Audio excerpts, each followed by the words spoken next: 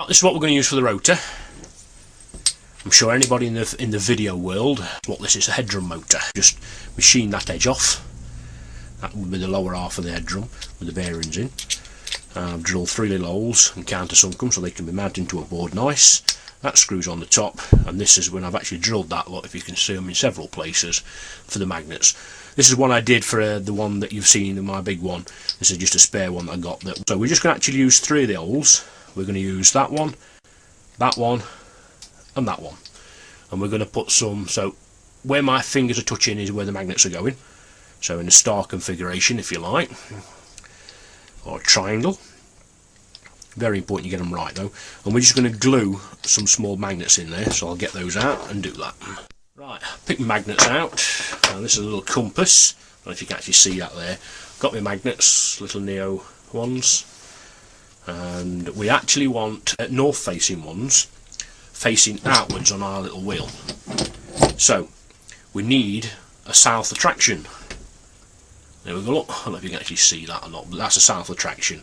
So that's telling me that one, because opposites attract. That's telling me that face there is north.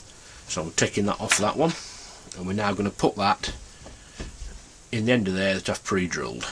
Now just gluing these magnets in I don't think is good enough. I haven't actually glued these yet. I also use a piece of this which is actually aluminium foil that's used on heating ducting. Sticky back, very strong, and definitely holds magnets in at high speed, and I do recommend you tape them in, even if you glue them with the strongest epoxy resin in the world. I suggest you still put this in as a safety precaution. I'll get on with doing that now. Right, that's our rotor built. I know this has got more holes in it, but I've only actually used 3 of the holes. So now I'll get that assembled up on a board, all complete, screwed together, locking nut on, and we'll get all that done and screwed together for you. Right, that's the piece of board we're going to use to assemble the motor. As you can see, an hole's been drilled in it. That's for the rim of that, so it just sits in the hole nicely, just sticking out the back. Look. So I've actually got to put some little packers on the bottom, but we'll actually screw that in position. Right, that's screwed in position. That's the rotor fitted. The bearings aren't fantastic in it, but they're okay. There's no playing them, a little bit of noise from them, that's all. I should really change them, but this is only a demo, so what we're actually going to do now is we're going to fit this very close to that, as close as we possibly can, so there's not much of an air gap. And we're going to, you can see the dimples, they've got to line up identical to the centre of that. So that's what we're working at now, and we're going to get that fitted.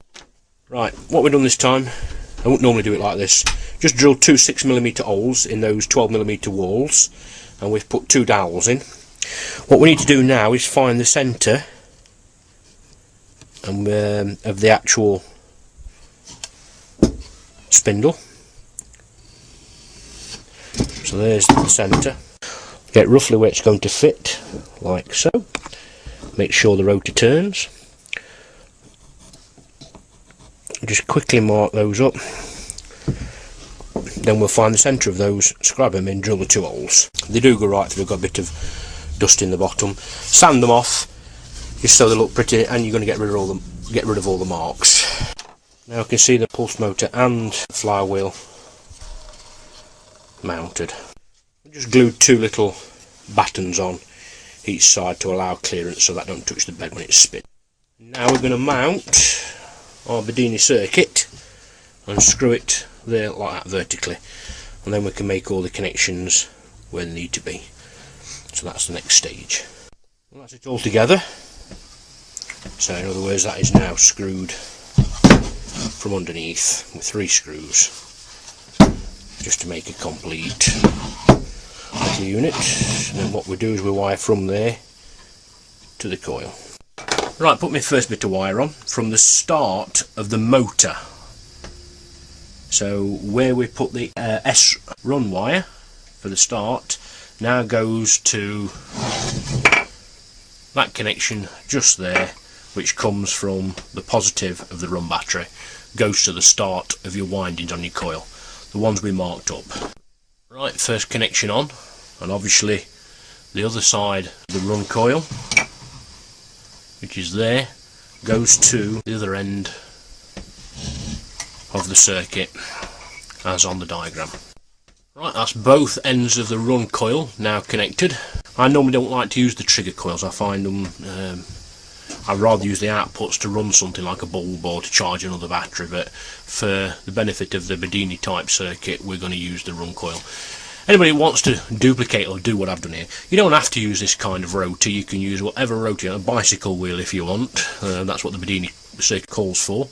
Just for the benefit of this circuit and the quickness and neatness, I decided just to stick to this and put it together for you. That coil would run a big wheel, anything you want, so the coil would remain the same. It's just this bit you'd change. Right, you can see that all the 4 wires connected up. Start of the coils, ends of the coils. So this one here on this side is the trigger coil, and this side is the run coil. That's the start of your windings of the run coil, the end where you finished on your run coil, and same again, start of your trigger coil, end of your trigger coil.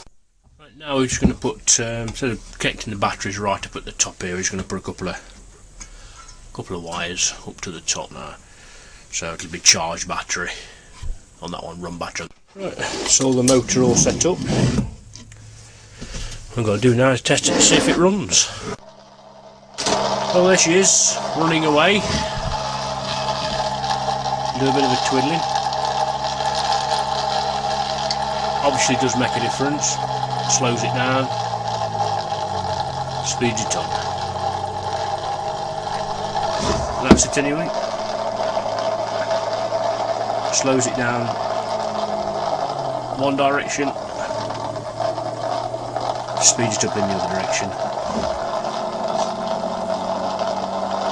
and its voltage is, that's the input voltage,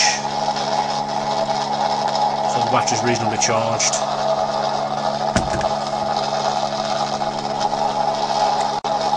And that's the output voltage,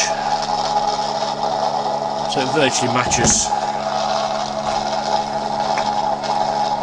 a little bit lower.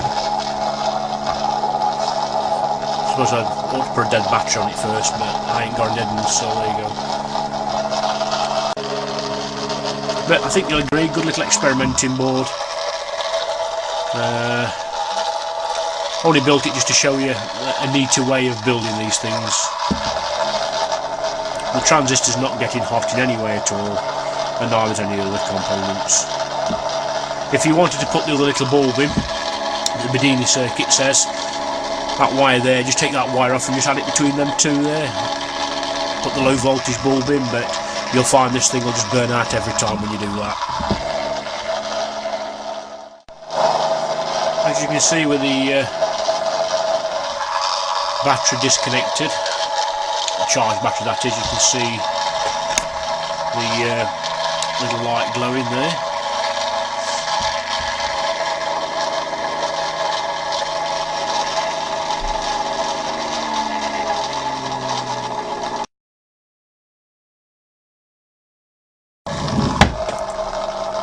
As soon as I put the charged battery on, which I'll connect up now, and you can see it disappears. The only thing I would suggest is to put some fuses in this line here, well, both of these lines, but close to the battery as possible. That's it, everybody wants it. Give me 50 quid, you can have it. Only kidding, just a test. But just to show all you chappies out there, there's another way, as I've said, of building them. Any circuit that this applies to, just bang nails in a board, solve it to them, literally. This was the next one I was going to have a play with. They call it a window motor. Well, I hope you find those 3 little videos I've done for you of some use. It actually took me 4 hours complete, start to finish, to build that. But the same as I've said, circuitry is what I work with every day. Anyway, again, hope that's useful. Thanks for viewing.